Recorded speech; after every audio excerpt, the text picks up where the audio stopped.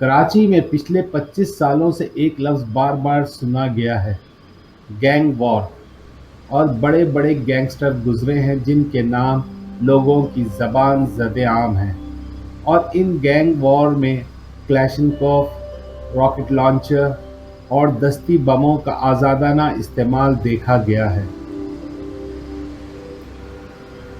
लेकिन एक दौर ऐसा भी था जब गैंग वॉर तो होती थी, लेकिन उसमें सबसे बड़ा हथियार गरारी वाला चाकू या फिर चरखी वाला 32 बोर रिवॉल्वर होता था। ये बात है सन 70 और 80 के दरमियानी दौर की। तो उस दौर में जो गैंग वॉर होती थी उसमें सबसे बड़ा जो गैंग था वो प्रेडी ब्रादरान के नाम से मशहूर था। बड़े भाई का नाम खालिद प्रेडी, दूसरे नंबर पर इदरीस प्रेडी, तीसरे भाई का नाम मुनाफ प्रेडी और सबसे छोटे और आखिरी भाई का नाम मुराद प्रेडी था।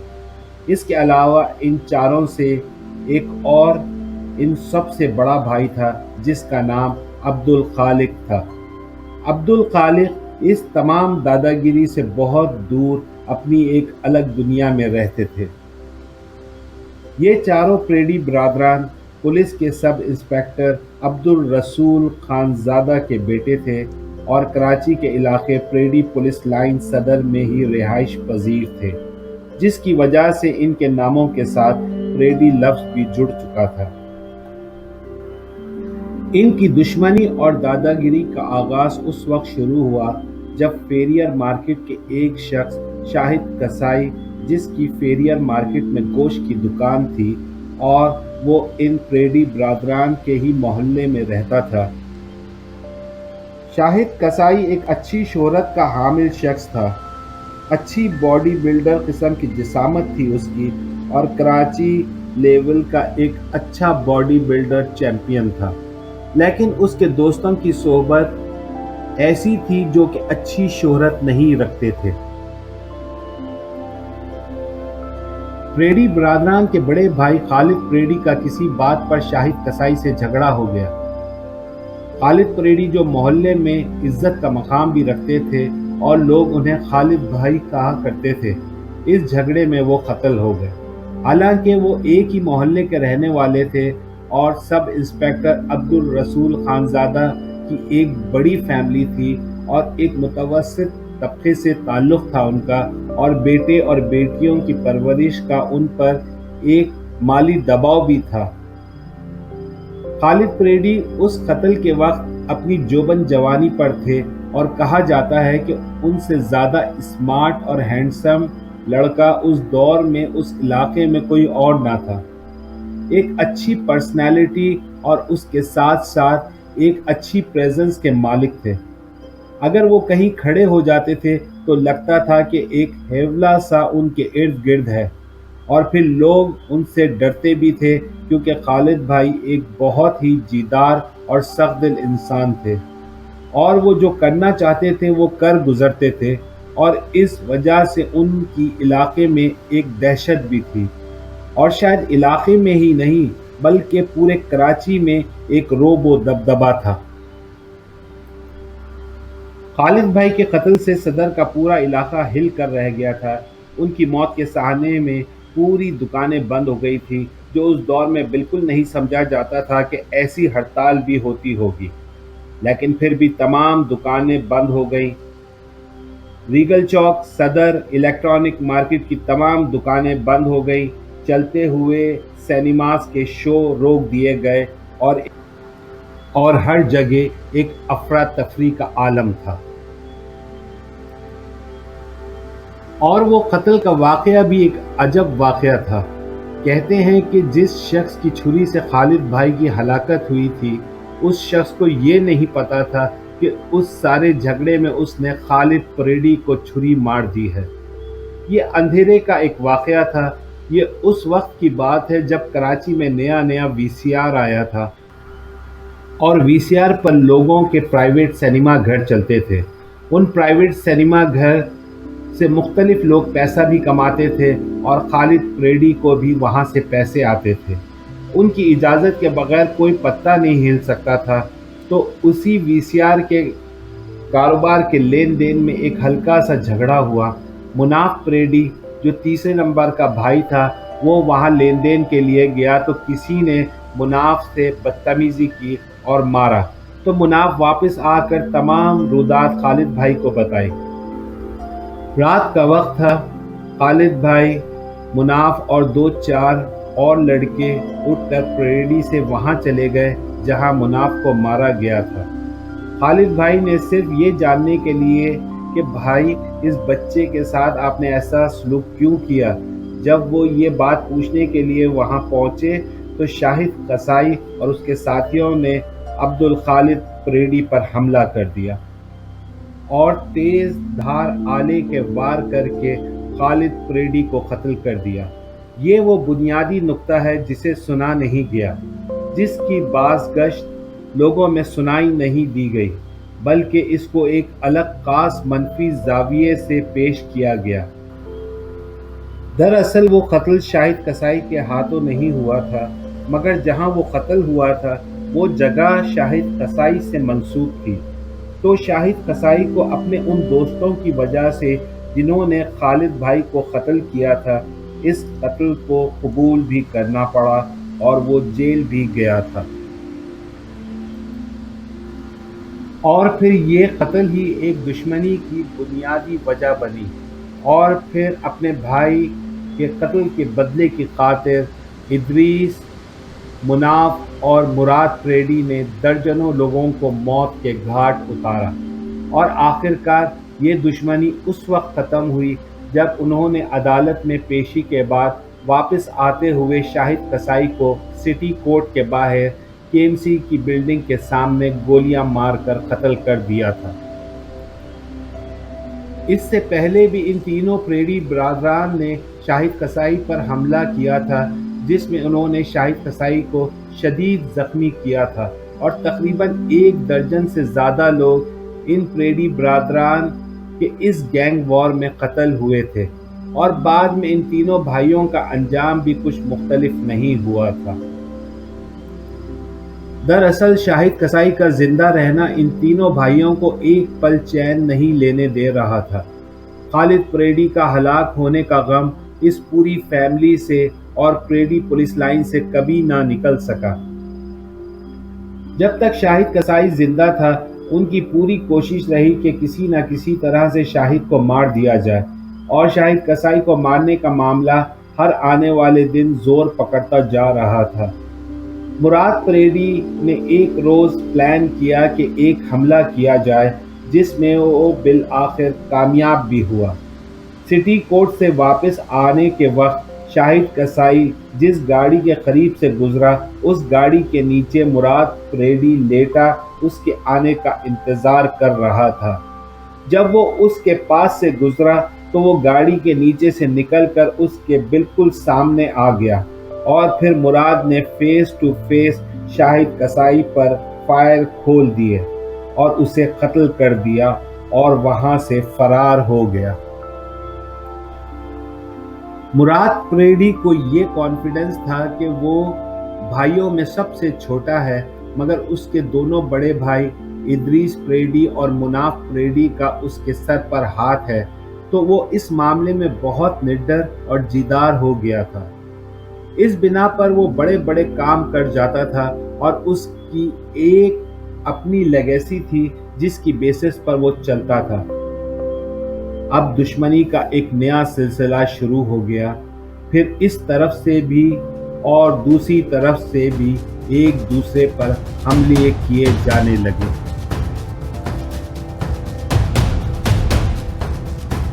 प्रेडी के कातिल शाहिद कसाई के कत्ल के बाद अब दुश्मनी का एक सिलसिला शुरू हो गया। फिर इस तरफ से भी और दूसरी तरफ से भी एक दूसरे पर हमले किए जाने लगे, जिसके नतीजे में कमोबेश मज़ीद 11 अफराद का कत्ल हुआ। शाहिद कसाई एंड कंपनी की तरफ से प्रेडी बरादरान पर हमले हुए और इसी तरह से प्रेडी बरादरान ने अपनी जत्थाबंदी करके शाहिद कसाई के लोगों को मारना शुरू कर दिया और ये एक ऐसा सिलसिला चल गया जिसके नतीजे में कोई शाहिद कसाई के लोगों को तो कोई प्रेडी बरादरान के लोगों को दादा मानने लगा। बदमाश मानने लगा। हालांकि ऐसा कुछ भी नहीं था, बस ये एक दुश्मनी का शाखसाना था, एक दूसरे से बदले की आंख का नतीजा था। अब हम आगे की तरफ बढ़ते हैं तो सन 1980 में एमक्यूएम की एंट्री होती है। तो उस ज़माने में जब शुरू शुरू में एमक्यूएम को एंट्री मिली थी तो किसी भी इलाके में एमक्यूएम के कोई दफातर मौजूद नहीं थे। हुआ ये कि अल्ताफ़ हुसैन ने सबसे पहले मुनाफ प्रेडी से राब्ता कायम किया और उससे कहा कि आप एमक्यूएम में शामिल हो जाएं। मुनाफ प्रेडी ज़रा लाउबाली तबीयत का इंसान था, किसी भी शख्स या किसी से भी कोई कमिटमेंट करने की तबीयत नहीं थी उसकी। बहरहाल मुनाफ पर काफ़ी प्रेशर रहा। एमक्यूएम वाले और ख़ास तौर पर अल्ताफ़ हुसैन बज़ाते खुद उसके पास आते थे और उससे एमक्यूएम में शामिल होने की दरख्वास्त करते रहे। ये अल्ताफ़ हुसैन की टेक्निक थी, ये उनका तरीक़ेकार था कि कराची में जितने भी इलाकों में पावरफुल शख्सियात थीं, जो स्ट्रॉन्ग मैन थे या उर्दू में जिन्हें बदमाश या दादागीर कहा जाता है, अपने अपने इलाकों के उन तमाम लोगों को पहले अपने साथ मिलाया और उसी वजह से कराची के इलाकों में एमक्यूएम और अल्ताफ़ हुसैन की धाक कायम हुई कि वो उन लोगों को अपने साथ मिलाकर उनको फ्रंट पर रखते या उनको सामने कर कर उनके पीछे पीछे खुद आते थे। जब मुनाफ प्रेडी ने एमक्यूएम को ज्वाइन करने का फैसला किया तो तब वो अल्ताफ़ हुसैन के एक खास बॉडीगार्ड की सूरत में हमेशा अल्ताफ़ हुसैन के साथ रहा करता था और उसके बाद प्रेडी पुलिस लाइन और सदर के इलाके के आसपास एमक्यूएम के छोटे छोटे जलसे होना शुरू हो गए। एमक्यूएम का जो एक बहुत बड़ा और तारीखी जलसा नश्तर पार्क में हुआ था, उस जलसे से पहले एमक्यूएम के बहुत सारे ये छोटे छोटे जलसे मुनाफ प्रेडी ने ही करवाए थे और इन ही छोटे छोटे जलसों से एमक्यूएम का एक पॉलिटिकल प्रोसेस भी शुरू हुआ था और फिर यही फार्मूला अब अल्ताफ़ हुसैन ने कराची के हर इलाके पर अप्लाई किया और इस तरह से एमक्यूएम मजबूत और ताकतवर होती चली गई। और इस तरह से अल्ताफ़ हुसैन ने उन इलाकों से ऐसे ही मजबूत और दादागीर किस्म के लड़कों को चुनना शुरू किया और फिर उन्हें कुछ अरसे के लिए अपना बॉडीगार्ड बनवाना शुरू किया और इस तरह से वो लड़के जो नफसियाती तौर पर अल्ताफ़ हुसैन के बॉडीगार्ड बनते, वो ये सोचते थे कि अगर मैं एमक्यूएम के लीडर का बॉडीगार्ड हूँ तो मैं क्या चीज़ हूँगा और मेरी लोगों पर कितनी दहशत होगी। वहाँ से एमक्यूएम की असल दहशत और दबदबा भी कायम होता चला गया। प्रेडी बरादरान में Khalid pretty, Idris pretty, Munaf pretty के नाम का सिक्का एमक्यूएम कायम होने से पहले ही चलता था और अपने इलाके में उनकी धाक कायम थी, बल्कि पूरे कराची में ही उनका रोब व दबदबा था। और इस तरह से एमक्यूएम ने इन प्रेडी बरादरान को अपने सियासी मकसद को पूरा करने के लिए उनका इस्तेमाल किया और लोगों को ये दिखाया और उन्हें ये बावर करवाया कि इलाके की स्ट्रीट पावर अब एमक्यूएम के पास आ गई है और ये दादागिरी और बदमाशी की ताकत अब हम यानी एमक्यूएम भी इस्तेमाल कर सकते हैं और अपने सियासी मकासद को अमली जामा पहना सकते हैं। उसके बाद सन 1985 के जो बल्दियाती इलेक्शन हुए, उस इलेक्शन में मुनाफ प्रेडी के जो कज़न थे वो भी एमक्यूएम में शामिल हुए, जिनका नाम असलम खान था और असलम भाई के नाम से पहचाने जाते थे। वो एमक्यूएम में प्रेडी पुलिस लाइन के सेक्टर कमांडर बने और फिर इस तरह से ये एमक्यूएम की सूरत में उन सब का अपने अपने इलाकों में दबदबा कायम होता रहा। एपीएमएसओ के बाद जब एमक्यूएम एक सियासी पार्टी की शक्ल इख्तियार करती जा रही थी तो उस वक्त एमक्यूएम के पास कोई मिलिटेंट विंग नहीं था, सिर्फ तलबा की एक तंजीम थी जिनके पास लड़ाई झगड़े और मिलिटेंसी का कोई तजुर्बा नहीं था, जबकि दूसरी सियासी तंजीमें इस मामले में काफ़ी तजुर्बेकार थीं। تو اس کمی کو پورا کرنے کے لیے الطاف حسین اور اس کے ساتھیوں نے فیصلہ کیا کہ شہر کے تمام گینگسٹر، دادا گیر، بدماش اور بھائی لوگ جو تھے، جو مہاجر کمیونٹی سے تعلق رکھتے تھے، ان سے رابطہ کیا جائے اور ان تمام لوگوں کو قائل کیا جائے کہ بھائی، آپ لوگوں نے بہت بدماشیاں کر لی، بہت سے گینگ چلا لیے، بہت کچھ کر لیا اپنی ذات کے لیے، اب اپنی قوم کے لیے کھڑے ہونے کا وقت آ گیا ہے، تو اپنی قوم کا ساتھ دو۔ اور اس وجہ سے الطاف حسین اور اس کے ساتھی ان تمام لوگوں سے فردن فردن ملے اور کئی ملاقاتوں کے بعد ان لوگوں کو قائل کر لیا کہ اب قومی خدمت کا وقت ہے اور بھرپور طریقے سے اپنی قوم کا ساتھ دیں، اور یہ تمام لوگ الطاف حسین کی اس رائے سے متفق ہو گئے۔ مگر دوسری طرف یہ تمام داداگیر لوگ کسی ڈسپلن کے تو قائل نہیں تھے، کسی قاعدے قانون کو تو وہ نہیں مانتے تھے، اور سب سے بڑی بات یہ کہ ایم کیو ایم کے قیام سے پہلے ہی اپنے اپنے علاقوں اور شہر میں ایک رعب و دبدبہ اور دہشت قائم تھی ان تمام لوگوں کی۔ ان پریڈی برادران کے علاوہ شبیرہ شاہ فیصل کالونی میں جو تھا، اس کے علاوہ اشرف لنگڑا اور اس کی فیملی اور بھی بہت سارے کراچی کے مختلف علاقوں کے جو بھی بھائی لوگ تھے، وہ تمام ایم کیو ایم کی سرپرستی میں آتے چلے گئے۔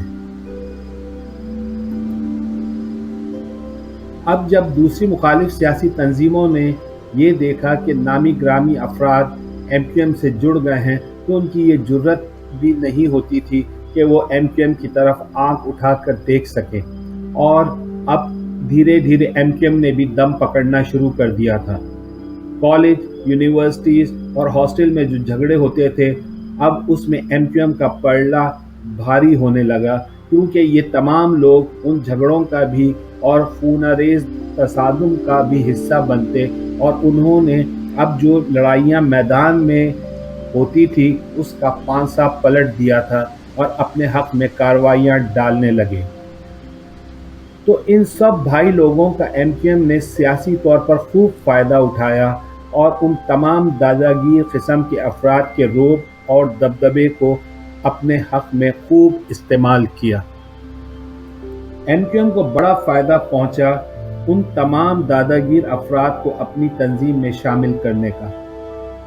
ایم کیو ایم نے پورے شہر میں جو جو ان کے مخالفین تھے ان کو خوب دھچکا پہنچایا، اور وہ سیاسی تنظیمیں اور طلبہ تنظیمیں جو ملیٹنٹ ونگ رکھتی تھیں اور وہ ایم کیو ایم کو دباتی تھیں، وہ سلسلہ اب ختم ہوتا چلا گیا۔ جیسے جیسے ایم کیو ایم طاقتور ہوتی جا رہی تھی، تو مختلف سیاسی تنظیموں نے بھی ایم کیو ایم کو دبانے کا سلسلہ کم کر دیا تھا۔ اب سن 1987 کے بلدیاتی الیکشن میں ایم کیو ایم کو غیر معمولی کامیابی ملی، تو ایم کیو ایم کو سب نے تسلیم کر لیا کہ ایم کیو ایم کراچی شہر کی بہت بڑی طاقت تھی۔ یہاں پر ایم کیو ایم کی جماعت میں یہ فیصلہ ہوا کہ ایم کیو ایم سے جڑے وہ سارے داداگیر افراد جو اب ایم کیو ایم کے لیے بدنامی کا باعث بن رہے تھے اور ایم کیو ایم پر ایک ملیٹنٹ جماعت ہونے کی بھی چھاپ پڑتی چلی جا رہی تھی، تو ان تمام لوگوں کو یا تو ایم کیو ایم سے خارج کیا جائے یا انہیں یہ سمجھایا جائے کہ آپ اپنی یہ تمام ملیٹنٹ ایکٹیویٹیز کو چھوڑ دیں، کیونکہ یہ تمام گینگ جو تھے، جو بھائی لوگ تھے، تمام داداگیر، تو وہ تمام لوگ اس ذریعے سے پیسے کماتے تھے جن کے لیے گینگ مشہور ہوتے ہیں، جیسے جوئے، سٹے، شراب کے دھندے اور بہت ساری اور دیگر چیزیں تھیں۔ تو یہ تمام بھائی لوگ بھی وہی کام کرتے تھے۔ ایم کیو ایم نے ابتدا میں انہیں بڑا سمجھانے کی کوشش کی کہ آپ تمام سیکٹر اور تنظیمی کمیٹی کے ڈسپلن میں آ جائیں اور یہ تمام کام ختم کر دیں۔ الطاف حسین ذاتی طور پر ان تمام بھائی لوگوں کی بڑی قدر کیا کرتے تھے کہ انہوں نے برے وقت میں ایم کیو ایم کو فروغ دینے میں بہت ساتھ دیا، اور الطاف حسین کی رائے تھی کہ ان تمام لوگوں سے نرمی اور پیار محبت سے نمٹا جائے، اور اگر انہیں تنظیم سے خارج بھی کرتے ہیں تو انہیں سمجھا بجھا کر ایک سائٹ پر کیا جائے کہ وہ تمام داداگیر افراد پارٹی پالیسی کے راہ میں रोड़े ना अटकाएं। लेकिन एमक्यूएम की पार्टी में सलीम शहजाद और कुछ लोग और ऐसे थे जो ये समझते थे कि अगर इन लोगों को अगर हमने ऐसे ही छोड़ दिया तो ये पार्टी के लिए बहुत बुरा मैसेज जाएगा, पार्टी के लोगों पर और एमक्यूएम के लिए भी मुश्किलात पैदा हो सकती हैं। और उसके नतीजे में ये तमाम लोग आहिस्ता आहिस्ता एमक्यूएम के रास्ते से हटा दिए गए। शाह फैसल कॉलोनी के शब्बीरा को एक 20-22 साला बच्चे ने क्रिकेट ग्राउंड में गोलियां मारी जब वो एक टेप बॉल के मैच में मेहमान खुसूसी था। मुनाफ प्रेडी को उस वक्त निशाना बनाया गया मज़ार कायद के सामने जब वो अपने 4 साथियों के साथ लाइंस एरिया से निकलकर कहीं जा रहा था, तो उसे और उसके चारों साथियों को क्लैशनिकोव से फायरिंग करके मारा गया। इस कत्ल में शुरू में फ़हीम कमांडो का नाम आया, लेकिन बाद में पता चला कि अहमद नाम का नॉर्थ कराची का एक एमक्यूएम का मिलिटेंट था और वो फ़हीम कमांडो की टीम का हिस्सा था। तो कहते हैं कि मुनाफ प्रेडी और उसके चारों साथियों को उसी अहमद और उसके साथियों ने कत्ल किया था और एमक्यूएम ने कत्ल करवाया था। उसके बाद कराची में लिसानी सियासत ने ज़ोर पकड़ा। लिसानी सियासत से पहले जो दादागीर और भाई लोग नामवर थे, तो लिसानी सियासी पार्टियां ये समझती थीं कि ये नामवर लोग जितने भी हैं ये सब के सब उनके साथ होने चाहिए। लेकिन एक दूसरे से बदले की आग में जलते हुए ये लोग जो इनफरादी तौर पर नामवर तो हो गए थे, उन्होंने लिसानी सियासत का हिस्सा बनने से इनकार कर दिया। उसका नतीजा ये निकला कि कुछ दुश्मनी का नतीजा और कुछ सियासी जमातों में शामिल होने से इनकार का नतीजा ये निकला कि कुछ ही अरसे बाद लाइंस एरिया के इलाके में मुराद प्रेडी को भी कत्ल कर दिया गया। दरअसल इस दौरान होता यह है कि एमक्यूएम को प्रेडी बरादरान ने जब ज्वाइन किया था तो एमक्यूएम को दरअसल मुनाफ प्रेडी ने पूरी तरह से एमक्यूएम में शमूलियत इख्तियार की थी। लेकिन एमक्यूएम में शामिल होने के बाद मुनाफ प्रेडी को यह महसूस हो रहा था कि उनको एमक्यूएम वाले अपने मकसद के लिए इस्तेमाल कर रहे हैं, और ये कई बार मुनाफ ने अपने आप को एमक्यूएम से अलग करने की कोशिश भी की थी। उसमें ये एक एमक्यूएम हकीकी का अंसर भी सामने आता है, और ये बात भी थी कि एमक्यूएम हकीकी में जब असलम खान के जो दूसरे भाई थे उन्होंने भी एमक्यूएम हकीकी को ज्वाइन किया था। असलम खान प्रेडी ब्रादरान के कज़न थे, तो इस तरह से ये एक पूरा फैमिली ग्रुप था जो एमक्यूएम हकीकी को ज्वाइन करना चाहता था और एमक्यूएम से ला ताल्लुक़ होना चाहता था।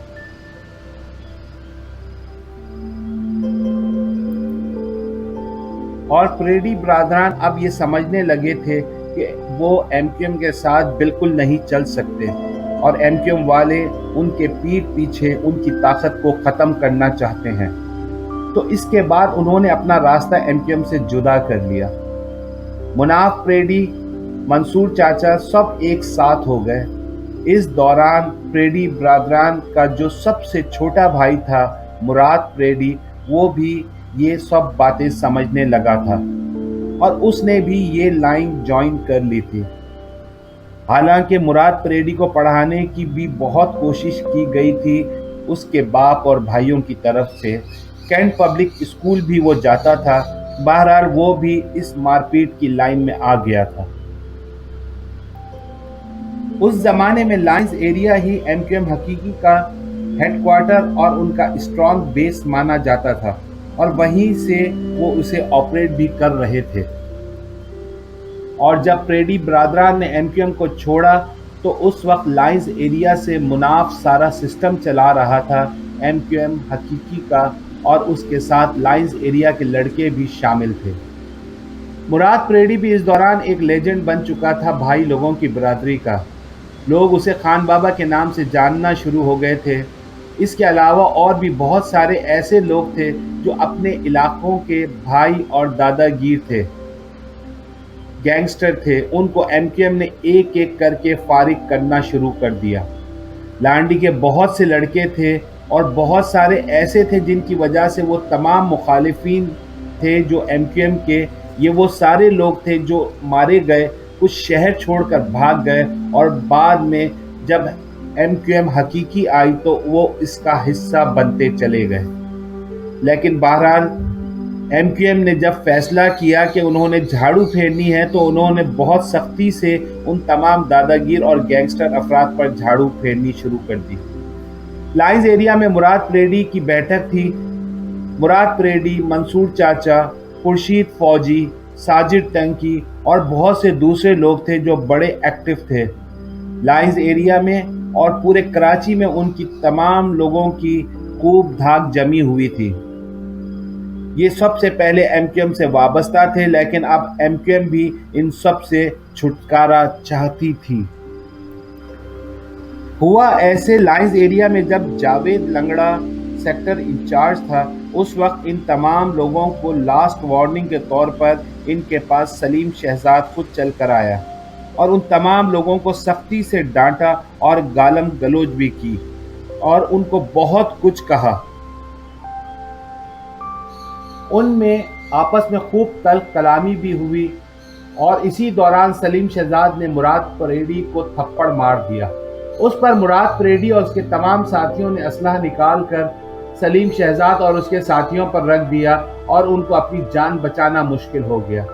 خیر اس وقت تو سلیم شہزاد اور اس کے ساتھی معافی تلافی کر کے وہاں سے نکل گئے، لیکن سلیم شہزاد نے یہ فیصلہ کر لیا تھا کہ جب ان تمام لوگوں کا خاتمہ نہیں ہو جاتا تب تک کام نہیں بنے گا، اور پھر ہوا بھی ایسے ہی۔ مراد پریڈی کو اس وقت قتل کیا گیا جب وہ لائنز ایریا میں اپنے بیٹھک میں اپنے دوستوں کے ساتھ بیٹھا ہوا تھا تو چاروں طرف سے گھیر کر اس پر فائرنگ کی گئی، اور اس وقت مراد پریڈی اور اس کے ساتھ ایک کامران نام کا لڑکا مارا گیا جب وہ اس حملے کے وقت ایک موٹر سائیکل پر وہاں سے نکلنے کی کوشش کرنے لگے۔ بڑی بے دردی سے ان کو قتل کر دیا گیا اور 5 گھنٹے تک ان کی لاش وہاں سے اٹھانے نہیں دی گئی، اور جب پولیس کی بھاری نفری وہاں پر پہنچی تو بڑی مشکل سے ان کی لاشیں اور ان کی ڈیڈ باڈیز کو وہاں سے اٹھانے کی اجازت دی گئی۔ یہ وہ لمحہ تھا جب لائنز ایریا سیکٹر منصور چاچا کی قیادت میں ایم کیو ایم سے اپنی راہیں جدا کر چکا تھا۔ ایم کیو ایم نے مراد پریڈی کو کئی اور بار بھی ٹارگٹ کرنے کی کوشش کی تھی، لیکن منصور چاچا کی اور اس کی پوری ٹیم مراد پریڈی کے ساتھ تھی، تو ایم کیو ایم ان حملوں میں ناکام رہی اور منصور چاچا لائنز ایریا میں اپنا پورا سیٹ اپ چلاتے رہے۔ پھر ہوا یوں کہ ایم کیو ایم نے مراد پریڈی سے ایک کمپرومائز کرنے کی پیشکش کی۔ پیشکش یہ تھی کہ تمہارے پیچھے اب کوئی لڑکا تمہیں مارنے کے لیے نہیں آئے گا، اور ہم تمہیں ملک سے باہر بھی کہیں اور سیٹل کروا دیتے ہیں۔ یہاں تک کہ ایم کیو ایم نے مراد پریڈی کو آفر کی تھی۔ یہ اس وقت کی بات ہے جب وہ اپنے لڑکوں کو کبھی انڈیا تو کبھی ساؤتھ افریقہ یا لندن وغیرہ میں کہیں روپوش کروا دیتے تھے، بڑی آسانی کے ساتھ۔ لندن میں تو ایک تحقیقاتی بلکہ ایکیڈیمک جرنل بھی چھپ چکا ہے کہ ایم کیو ایم کے لڑکے جاتے تھے اور وہاں پر تربیت حاصل کیا کرتے تھے۔ وہاں لندن میں اس کی پوری ایک ریسرچ چھپ چکی ہے۔ بہرحال ایم کیو ایم نے یہ باتیں اور آفر کر کے مراد پریڈی کو تھوڑا سا ریلیکس کروا دیا، اور پھر جہاں مراد پریڈی بھی ریلیکس ہوا وہاں پیچھے سے ایم کیو ایم نے اپنی کارروائی شروع کر دی، اور جاوید لنگڑا اور اس کے ساتھیوں نے گھات لگا کر، یا یہ کہہ سکتے ہیں کہ ایک خاص سیٹ اپ جسے بھائی لوگوں کی زبان میں فیلڈنگ عرف عام میں مشہور ہے، تو ایم کیو ایم نے مراد پریڈی کے خلاف فیلڈنگ لگانا شروع کر دی۔ مراد پریڈی کو بھی تھوڑا بہت آئیڈیا ہو رہا تھا، یا اس کا سکس سینس اسے یہ باور کروانے کی کوشش کر رہا تھا کہ اس پر فیلڈنگ لگی ہوئی ہے، اور وہ باہر بہت کم نکلنے لگا تھا لائنز ایریا کے علاقے سے۔ اس نے یہ سوچا کچھ عرصے کے لیے میں باہر چلا جاتا ہوں، مگر اپنے بل بوتے پر، نہ کہ ایم کیو ایم کی معاونت حاصل کر کے جاؤں۔ یہ اس کی ایک خاص ذہنی پلاننگ تھی۔ کبھی کبھی اس بات کا اظہار وہ اپنے یار دوستوں سے بھی کیا کرتا تھا کہ بھائی اب میں باہر نکل جاؤں گا، بھائی اب میرا پلان ہے کہ میں تھوڑے دنوں کے لیے باہر ملک چلا جاؤں گا، تھوڑا مجھے بھی ذہنی سکون ملے گا۔ تو دراصل ایم کیو ایم کی یہ اسٹریٹجی تھی کہ پہلے اس نے مراد پریڈی کو پہلے استعمال کیا، اور جب دیکھا کہ وہ ان کے ہاتھوں سے نکل رہا ہے تو ایم کیو ایم نے اس پر حملہ کروا دیا۔ مراد پریڈی بہت تیز موٹر سائیکل چلاتا تھا، مطلب بائک چلانے کے معاملے میں وہ بہت کریزی ہوا کرتا تھا۔ تو قتل والے دن وہ اپنی ہونڈا 125 پر تھا اور اس کے ساتھ پیچھے ایک لڑکا تھا کامران۔ تو جس وقت وہ موٹر بائک پر اکیلا نکلا تو جاوید لنگڑا نے 15-20 لڑکوں کی فیلڈنگ لگا رکھی تھی چاروں طرف سے اس پر۔ تب جا کر انہوں نے مراد پریڈی کو گھیر کر قتل کر دیا، اور مراد پریڈی کی لاش وہاں تقریباً 5 گھنٹے تک پڑی رہی، اور ان کو بھی یہ یقین نہیں ہو رہا تھا کہ مراد پریڈی اب پار ہو چکا ہے زندگی سے۔ اسی طریقے سے ادریس پریڈی کو بھی مارا گیا، لیکن وہ کام شعیب خان نے اپنے شوٹرز کے ذریعے سے کروایا تھا۔ ادریس پریڈی کے قتل کا کیس بھی شعیب خان پر بنا تھا اور اس کے ساتھ ساتھ اکبر پر بھی۔ اس کے بعد مناف پریڈی لائنز ایریا پر اپنا کنٹرول بنا لیا، اور وہ بھی گھر سے باہر بہت کم نکلتا تھا، اور اس کو پتا تھا کہ اب وہ بھی ٹارگیٹڈ ہے۔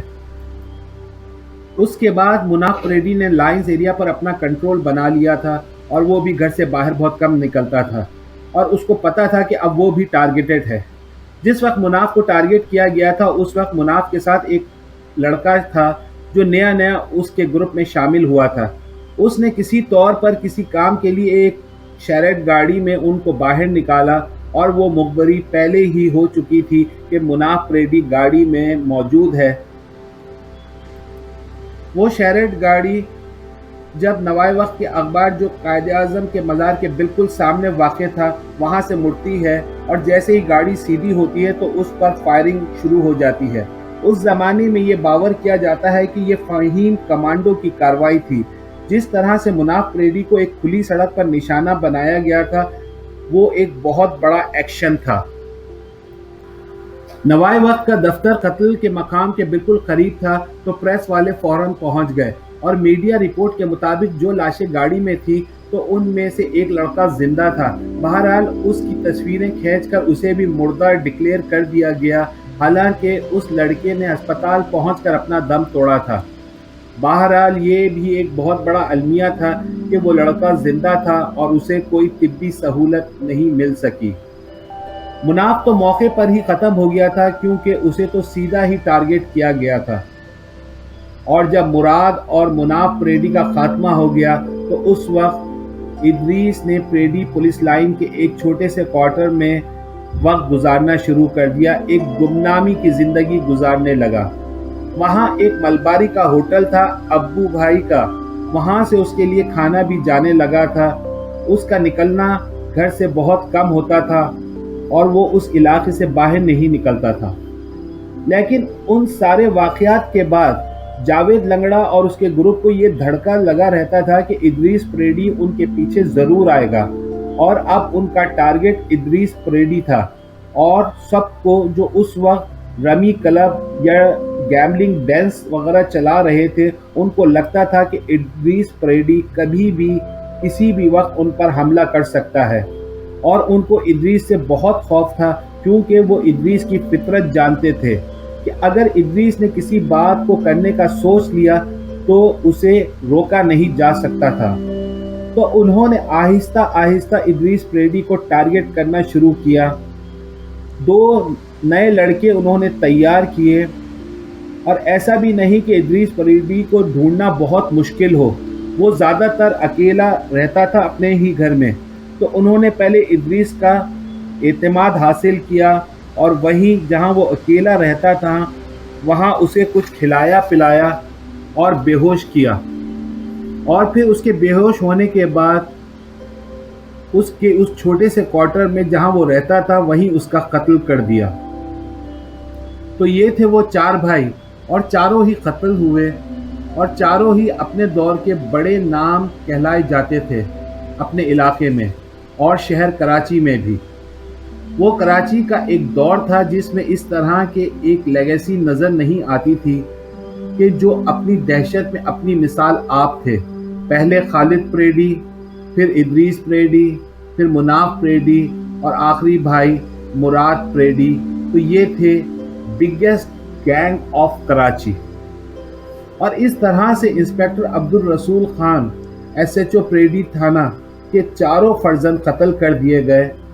अब्दुल रसूल खान ने आईजी से मुलाकात की और अपने साथ होने वाले इन वाक़यात पर कहा कि आईजी साहब, मैं उस परेडी थाने का एसएचओ उस वक्त था जब मैं कराची में सिर्फ 3, 4 या 5 थाने हुआ करते थे। आज तो सिर्फ ज़िले ही 4 या 5 हैं। तो उन्होंने बड़े दुखी दिल से कहा कि मैं वो बदनसीब अफसर हूँ जिसने अपने 4 बेटों को कंधा दिया है। कितने दुख और कितने कर्ब से कहा होगा अब्दुल रसूल खान ने। अब्दुल रसूल खान का सबसे बड़ा बेटा जो था अब्दुल खालिक का एक बेटा अब्दुल मालिक, जो इस सारे तनाज़े से दूर अपने ननिहाल जाकर उसकी वालदा ने उसकी वहाँ पे तरबियत की थी, उसको पढ़ाया लिखाया और आज वो पाक फौज में एक आला ओहदे पर फाइज है। ताकत के नशे में कोई भी मुब्तला हो तो ताकत का नशा भी दीगर दूसरे नशों की तरह इंसान को हैवान बना देता है और कहीं का नहीं छोड़ता। लोग तो नामालूम किस तरफ जाना चाहते हैं, कोई उस तरफ की कहानी सुनाता है और कोई इस तरफ की कहानी बना लेता है। कुछ तो होते हैं मोहब्बत में जुनू के आसार और कुछ लोग भी दीवाना बना देते हैं।